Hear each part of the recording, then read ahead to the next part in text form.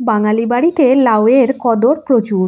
লাউ ডাল হোক বা ঘন্ট কিংবা লাউ চিংড়ি বা পোস্ত, লাউ হলেই মন খুশি। এই লাউ শুধু স্বাদে ভালো তা নয়, স্বাস্থ্যের জন্যও লাউ ভীষণই উপকারী। আজকে আমার রেসিপি দুর্দান্ত স্বাদের লাউ পোস্ত, যেটা গরম ভাতের সাথে খেতে ভীষণই ভালো লাগবে।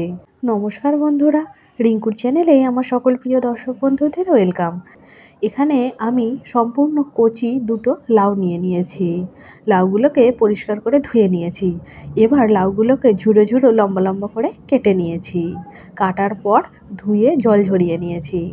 এবার রান্নাটা বসানোর পালা।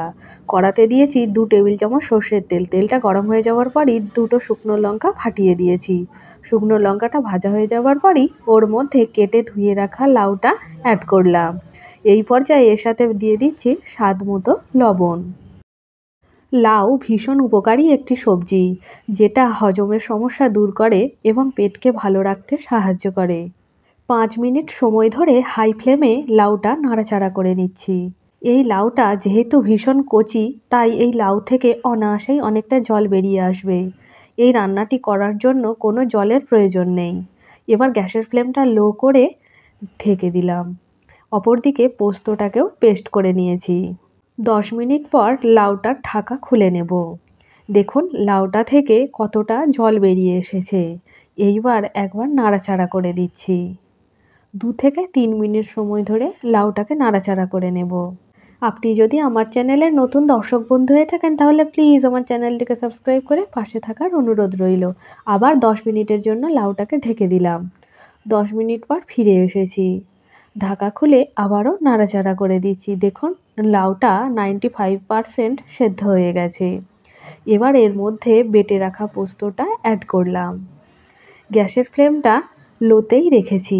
এবার পোস্তর সাথে লাউটাকে বেশ ভালোভাবে মিশিয়ে নিচ্ছি। আমার এই সহজ রান্নাটি আপনাদের কেমন লাগলো অবশ্যই কমেন্টের মাধ্যমে আমাকে জানাবেন। অল্প তেল মশলায় খুব সহজ পদ্ধতিতে এই লাউ পোস্ত বানিয়ে দেখালাম। ভালো লাগলে একটা লাইক দেবেন। 5 মিনিট সময় মতো লো ফ্লেমে ফুটিয়ে নিয়েছি। এইবার এর মধ্যে পোস্তর বাটি ধোয়া জলটাকেও অ্যাড করে দিলাম। ভালো করে মিশিয়ে নিচ্ছি। পোস্তটা দেওয়ার পর বেশিক্ষণ ধরে ফোটাবো না। 1 থেকে 2 মিনিট নাড়াচাড়া করে নিচ্ছি।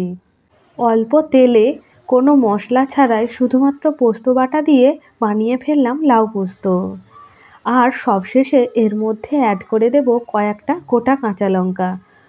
যদি কেউ ঝাল খেতে চান তখন খেতে পারবেন। তৈরি হয়ে গেছে লাউ পোস্ত। 2 মিনিট সময় মতো ফুটিয়ে নিয়েছি। তৈরি হয়ে গেছে লাউ পোস্ত। এবার আলাদা একটি পাত্রে নামিয়ে নিচ্ছি।